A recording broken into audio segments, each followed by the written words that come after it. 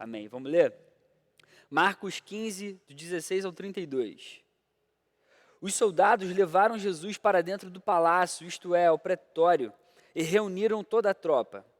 Vestiram-no com um manto de púrpura, depois fizeram uma coroa de espinhos e a colocaram nele. E começaram a saudá-lo: Salve, Rei dos Judeus!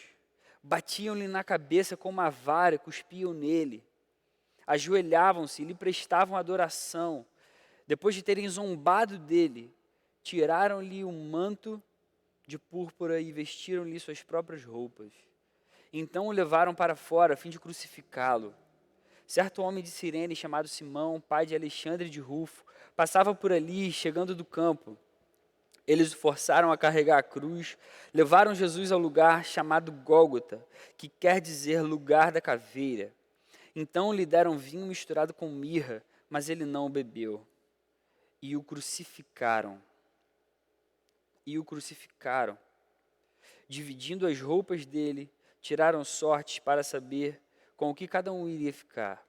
Eram 9 horas da manhã quando o crucificaram. E assim estava escrito na acusação contra ele: o Rei dos Judeus. Com ele crucificaram 2 ladrões, um à sua direita e outro à sua esquerda. E cumpriu-se a escritura que diz: ele foi contado entre os transgressores. Os que passavam lançavam-lhe insultos, balançando a cabeça e dizendo: ora, você que destrói o templo e o reedifica em 3 dias, desça da cruz e salve-se a si mesmo. Da mesma forma, os chefes dos sacerdotes e os mestres da lei zombavam dele entre si, dizendo: salvou os outros, mas não é capaz de salvar a si mesmo. O Cristo, o Rei de Israel, desça da cruz para que o vejamos e creiamos. Os que foram crucificados com ele também o insultavam. Que texto forte para a gente. Que Deus fale poderosamente ao nosso coração essa noite. Amém? Esse tempo que eu estava morando lá fora, volta e meia, assim, quando eu saía com a Lê, quando a gente ia passear um pouco, se a gente fosse em algum shopping, algum outlet, assim, que tinha alguma loja de música por perto, eu sempre ia, cara. Eu adoro ir em loja de música, assim, eu adoro ir nesses lugares, realmente, assim, para ver, várias guitarras que eu me amarro, violão, bateria. Eu adoro entrar em loja de música e ver essas coisas. E lá fora, cara, tem umas lojas muito gigantes, assim, de música, que são maravilhosas. Quem já foi pode dizer isso mesmo. E aí tinha várias áreas, assim, específicas. Uma só para violão, e aí tinha uma parede de violão e tal. Aí uma só para guitarra, e tinha uma parede imensa, assim, só de guitarra. Aí tinha, uma sala gigante, tipo, do tamanho aqui dessa tenda agora, vazia, assim, só com coisa de bateria, uma atrás da outra, 1 milhão de pratas, 1 milhão de coisas de bateria, etc. e tal, né? E aí eu gostava muitas vezes de ir na parte, do violão, lá você pode pegar qualquer instrumento e ficar tocando. Tinha umas salinhas assim, divididas por marcas, né? Tinha uma salinha só de violão da Martin, uma salinha só de violão da Taylor, uma salinha só de violão de outra marca, etc. E eu entrava assim, em algumas da Martin, né? Eu gostava muito dessa marca, eu gosto dessa marca pra caramba. E é impressionante que eu olhava aqueles violões todos assim na parede, e dependendo do nível de detalhe, né, do violão, dependendo do nível da madeira, dependendo às vezes, de cada detalhezinho que o violão tinha, às vezes ele estava, num lugar exposto diferente lá dentro da salinha, lá no alto. O primeiro pensamento que me vinha assim era: cara, esse violão deve ser muito caro. Esse violão deve ser caríssimo. E eu lembro que eu vi alguns violões lá realmente assim extremamente caros. Eu vi um violão lá da Martin, numa loja que eu fui, que era $15.000. $15.000. Um outro que era quase $30.000. Eu só ficava imaginando quem tem esse dinheiro para dar um violão, cara. Quem vai comprar um violão por esse preço? Ainda mais com a cotação de hoje, com o dólar a quase R$ 6. Eu ficava impressionado com isso. Cara, impressionante assim, como que um objeto pode ser tão caro. Existem alguns objetos que, se a gente olhar para os detalhezinhos, se a gente entender um pouco do assunto, né, da área a respeito daquele objeto, a gente pode imaginar, mais ou menos, se ele tem muito valor ou não. Por exemplo, se você olha para os carros que passam na rua, né, geralmente, assim, tem gente que gosta de carro, geralmente é mais homem do que mulher na média, né, enfim. Mas, pô, às vezes, dependendo da marca, do modelo do carro, você pode dizer se esse carro é muito caro ou se ele é barato, se ele é um carro tranquilo de se ter, se é um carro popular. É claro que essa questão, né, do valor é um pouco relativo, porque existem coisas que são muito caras que a gente talvez não dê tanto valor assim, e existem coisas muito baratas que talvez a gente dê muito valor. O valor realmente final de alguma coisa, ele é muito relacionado com os nossos desejos, com as nossas expectativas, com os nossos sonhos, com as nossas necessidades, muitas vezes. Por exemplo, eu dou muito valor para um bom café.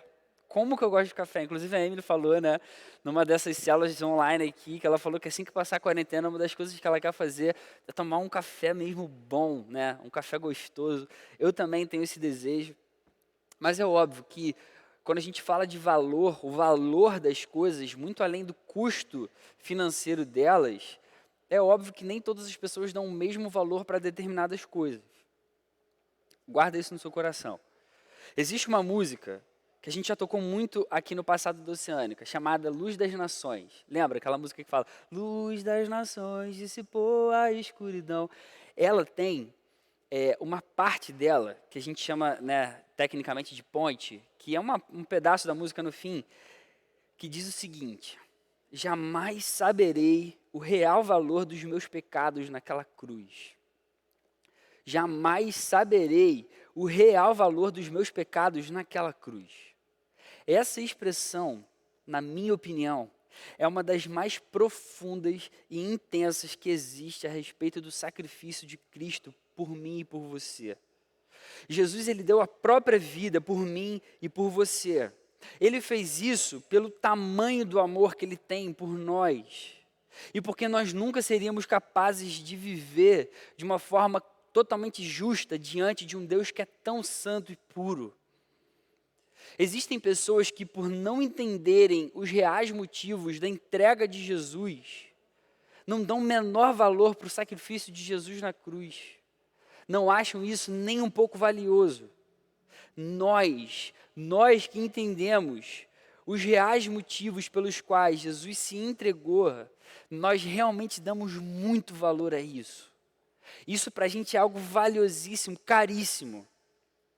E essa expressão se torna parte integrante da nossa vida.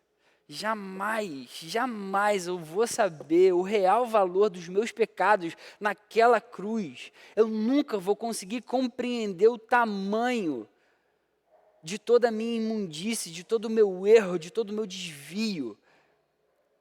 E o tamanho da entrega de Jesus. Eu nunca vou entender o real valor dos meus pecados naquela cruz. A partir de um tempo, é como se a gente entendesse agora com mais detalhe. O que eu merecia era tão devastador. Eu merecia a ira de Deus, como a gente cantou agora aqui.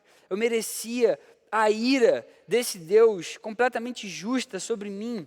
E o que ele fez por mim foi tão inexplicável, foi tão amoroso, foi tão gracioso. Da mesma forma que, por conta de alguns detalhes em algum objeto, a gente consegue perceber o valor dele, o custo dele. A gente sabe dizer se ele é muito caro ou não. Toda essa descrição que a gente leu aqui, do que Jesus sofreu, todos esses detalhes de tudo que ele sofre por mim e por você, isso me deixa completamente paralisado diante do valor do sacrifício de Jesus Cristo por mim, na sua entrega. Eu nunca vou saber o real valor dos meus pecados. Eu não faço ideia, não faço a menor ideia do valor real, mas eu entendo que foi muito alto. Eu entendo que foi muito caro. A gente lê um texto essa noite que mostra para a gente de uma forma clara o significado desse sentimento que passa a existir nos nossos corações, de que eu nunca vou saber o real valor dos meus pecados. Jesus, ele está para ser crucificado, ele já tinha sido entregue aos romanos. E num processo completamente injusto, ele é levado para o sofrimento. E isso inclui toda a zombaria, os açoites que ele recebe, o espancamento pelo qual ele passa e a própria crucificação. Humilharam Jesus. Jesus vai até o local da sua crucificação totalmente desfigurado. Ele é crucificado. Ele é zombado novamente. Ele é ridicularizado. O dono do mundo sendo desprezado pela própria criatura criada. Imaginar que isso tudo está acontecendo com alguém que é totalmente inocente, já gera um sentimento totalmente repulsivo no meu coração, um sentimento estranho no meu coração. Eu tenho assistido uma série meio violenta, chamada Peaky Blinders, né, que é uma série meio de gangsters, assim, né, de máfias que lutam uma contra a outra. Às vezes você vê um cara ali sendo completamente violento com o outro, e a gente está falando de um assassino contra o outro assassino. Cenas tão horríveis que às vezes você não consegue nem olhar. E é uma série, é uma coisa gravada, é uma ficção. Quando você vê um cara mal, sendo maltratado, você já fica assim, caraca, eu precisava de tanto. Agora a gente está falando de um inocente, sendo espancado, surrado, dando a própria vida. Isso já seria algo totalmente bizarro. Agora, sabendo que isso tudo está acontecendo por minha causa, não existe sentimento que possa descrever o meu coração.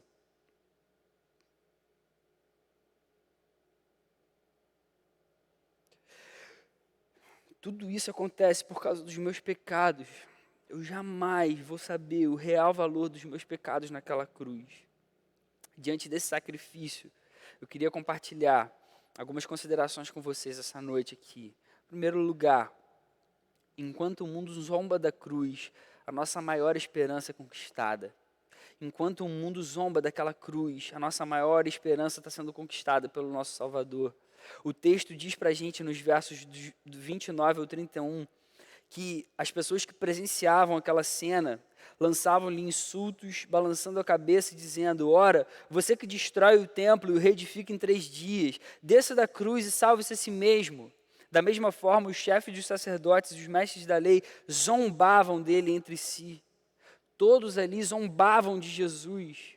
O Salvador do mundo, ele estava entregue nas mãos de pessoas que não se importavam, pessoas que não davam o menor valor. Ele foi morto de uma forma totalmente injusta.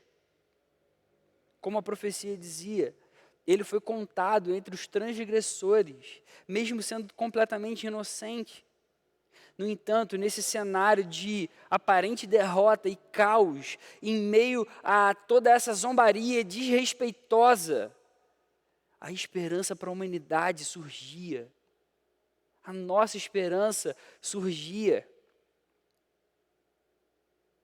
Eu já tive vergonha da minha fé quando eu era mais novo. Eu ainda não tinha encontrado o verdadeiro significado da cruz para a minha vida. Eu lembro que eu ia para o colégio e eu não me posicionava de forma nenhuma. E eu nem tinha muita certeza a respeito da minha fé. É óbvio que se algumas pessoas falassem comigo, me perguntassem, eu falava, eu sou evangélico. Eu ia na igreja toda semana. Mas eu nem fazia questão de falar aquele tipo de coisa. Se eu pudesse nem mexer nisso, eu nem mexia nisso. Quando a gente tem medo da zombaria, quando a gente tem medo da zoação, a gente não se levanta com muita coragem para afirmar a nossa posição. Se a gente acha que a pressão pode ser muito grande contra a gente deixa isso de lado. Mas quando a gente entende que tudo isso, todo esse cenário aconteceu por nossa causa, a figura muda. Paulo viveu isso na pele dele. Por isso ele escreve aos Romanos, em Romanos capítulo 1, versos 16 e 17, ele diz: não me envergonho do Evangelho, não me envergonho do Evangelho, porque é o poder de Deus para a salvação de todo aquele que crê, primeiro do judeu, depois do grego, porque no Evangelho é revelada a justiça de Deus, uma justiça que do princípio ao fim é pela fé. Como está escrito, o justo viverá pela fé. Paulo está dizendo, eu não me envergonho do Evangelho. O que é o Evangelho na cabeça dele? O Evangelho é Jesus Cristo, encarnado, dando a própria vida, morrendo e ressuscitando por amor a mim e a você. E a gente hoje só precisa ter fé nesse fato. Por conta da fé nesse fato, Paulo é completamente transformado. Ele foi transformado de perseguidor do Evangelho a proclamador do Evangelho. Ele não é mais alguém que mata cristãos, mas é alguém agora que morre por Cristo. Ele não é mais alguém que se importa com o status religioso da sua época, mas alguém agora que só dá valor à proclamação do Evangelho. Ele não é mais alguém que se envergonha de Cristo, mas alguém que entende agora que o poder de viver vem de Cristo. Jesus tem poder para transformar completamente a vida de qualquer pessoa, seja ela má, seja ela mentirosa, egoísta, pervertida, viciada, ansiosa, depressiva, porque a esperança da vida foi conquistada naquela cruz enquanto o mundo zombava. Enquanto aquelas pessoas zombavam de Jesus na cruz, ele dava a própria vida pela nossa esperança de viver uma vida digna, uma vida de verdade. Ali naquela cruz, enquanto ele era zombado, ele restaurava o nosso relacionamento com o Deus Criador por meio do perdão dos nossos pecados. Hoje ainda existem pessoas que se envergonham de Jesus. Pior, existem pessoas que zombam da nossa fé, ou até mesmo do próprio Jesus. Essas pessoas, elas só não têm ideia de que enquanto o mundo zomba, a nossa esperança da salvação, a esperança da vida eterna, a esperança de uma vida plena é dada a nós, porque Jesus entregou a própria vida naquela cruz. Jesus deu para cada um de nós, por amor, a maior esperança que a gente poderia imaginar, a reconciliação com o Deus Criador e a vida eterna. A segunda consideração que eu queria fazer com vocês é que o amor de Deus se manifesta na pior humilhação imaginada. Naquela cruz, o amor de Deus se manifestou na pior humilhação imaginada. Os versos 23 e 24 dizem: então lhe deram vinho misturado com mirra, mas ele não bebeu, e o crucificaram. A morte de cruz era uma das piores para qualquer pessoa, para qualquer ser humano. Qualquer pessoa que morresse numa cruz, dessa forma pública, como era nessa época, estava exposta à pior humilhação possível. A ideia da morte da cruz era torturar, era causar dor, era envergonhar, era causar uma desonra pública. Mostrar para todo mundo que não podia ir além do que o Império Romano permitia. Era uma condenação das mais severas possíveis. Jesus, ele já tinha se humilhado apenas por se tornar um de nós, por se tornar um ser humano.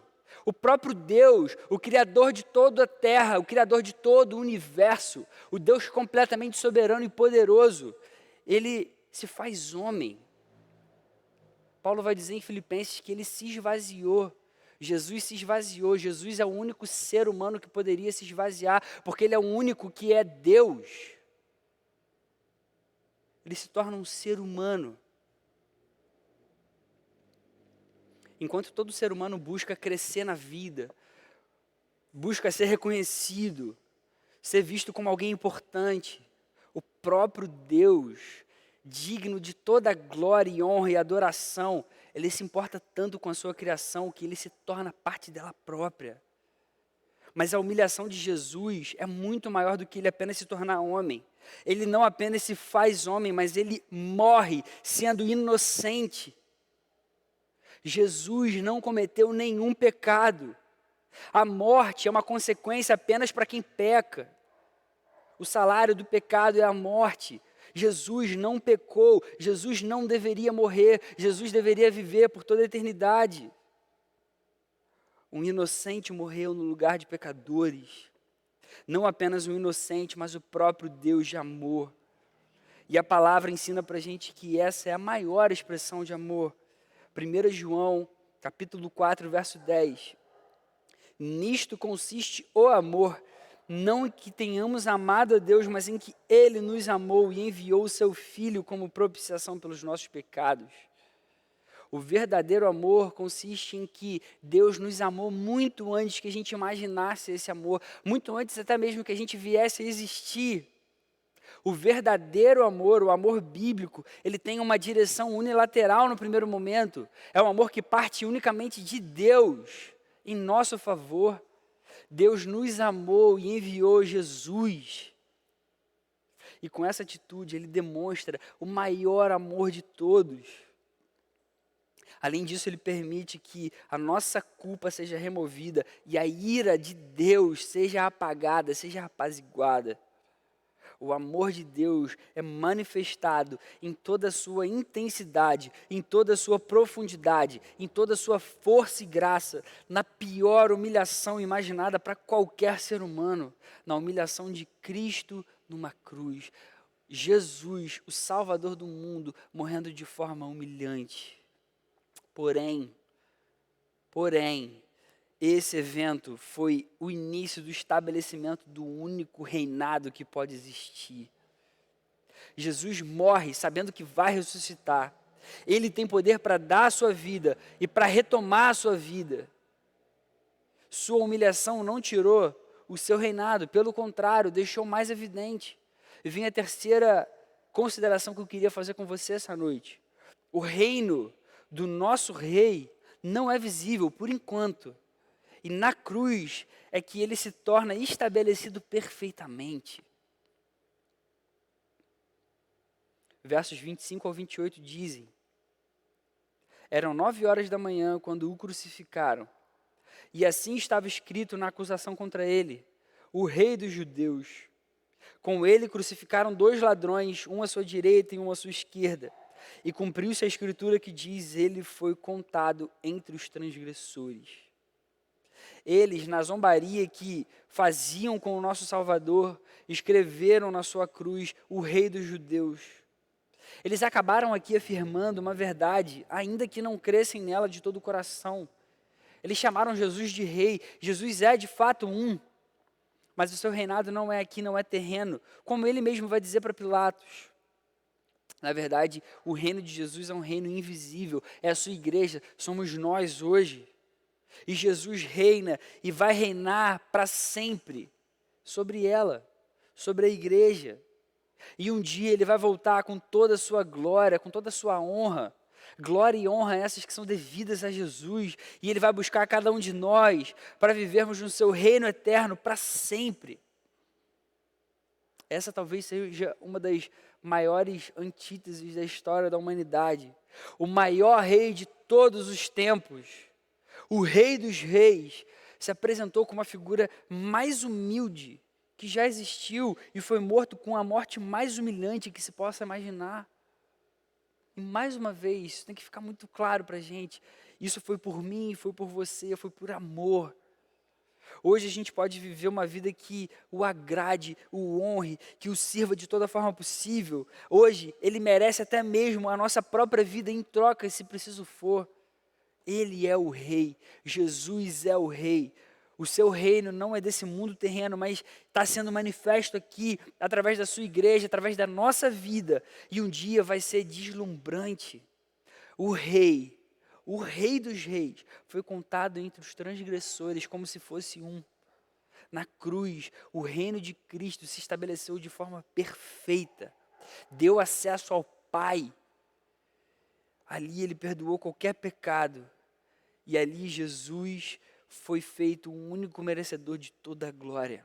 Mas um dia ele vai ser visto e adorado como o verdadeiro rei de toda a terra, e todo joelho vai se dobrar diante da sua majestade. E todos vão confessar que ele é o Senhor, porque Jesus é o Senhor.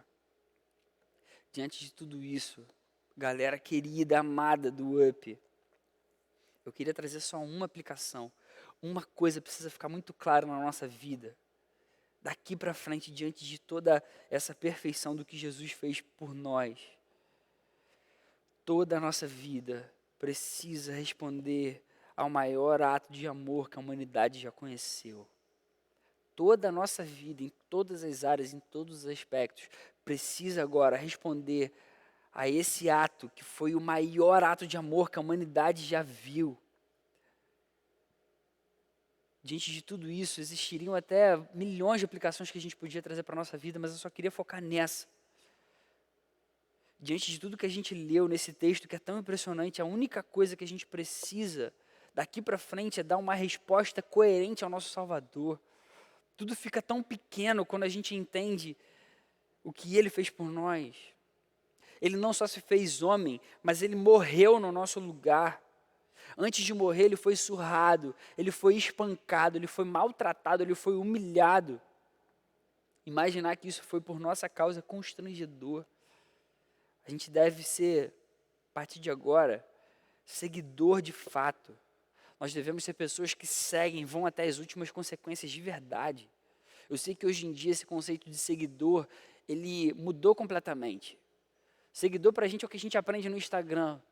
Eu tenho lá alguns seguidores lá. Seguidor hoje é alguém que simplesmente faz um clique para ver os posts que você coloca lá no feed dela. Essa pessoa não faria nada por você, essa pessoa não daria vida por você. Essa pessoa, ela não te segue de verdade, ela não se importa com a sua vida, ela não sabe quem você é de fato. A não ser que ela seja sua amiga íntima. Talvez ela faça uma dessas coisas por você. Infelizmente, esses seguidores de hoje não seguem de verdade. Jesus deseja que a gente viva por Ele.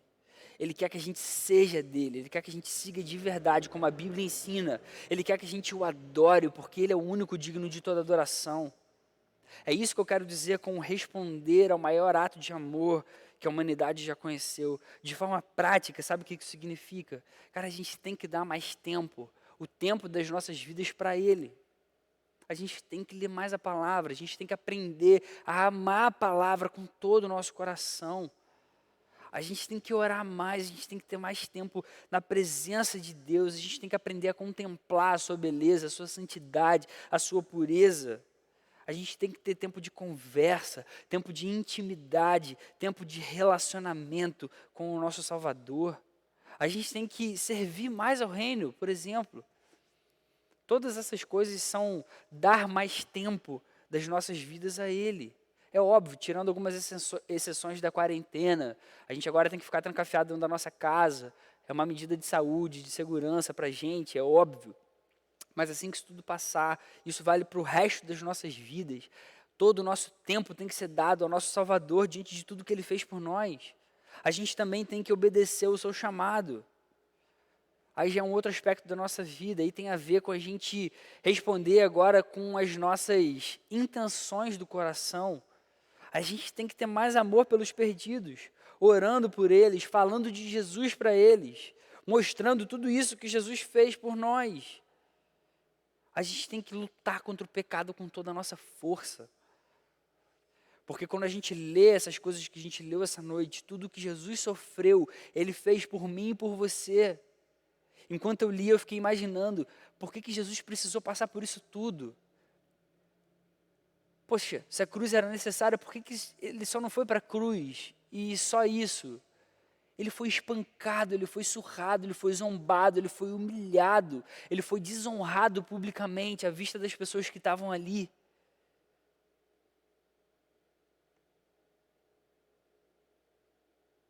Eu fico imaginando por que tudo isso. De verdade, eu penso, e eu fico impressionado. E eu tento olhar assim do ponto de vista de Deus mesmo.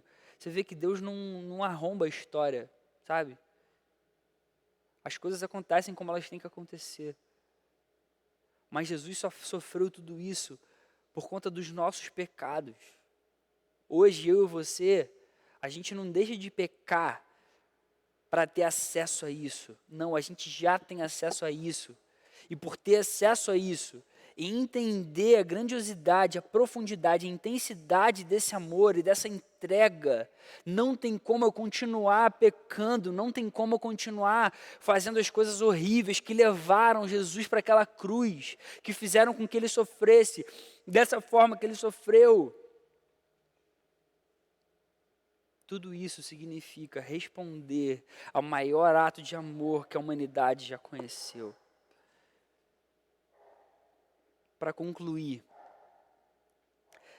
dependendo do nível de conhecimento sobre determinada área ou assunto, dependendo do nível de detalhes, da complexidade de algum objeto, como eu falei no início, a gente pode mais ou menos dizer com uma estimativa se alguma coisa é muito valiosa ou não.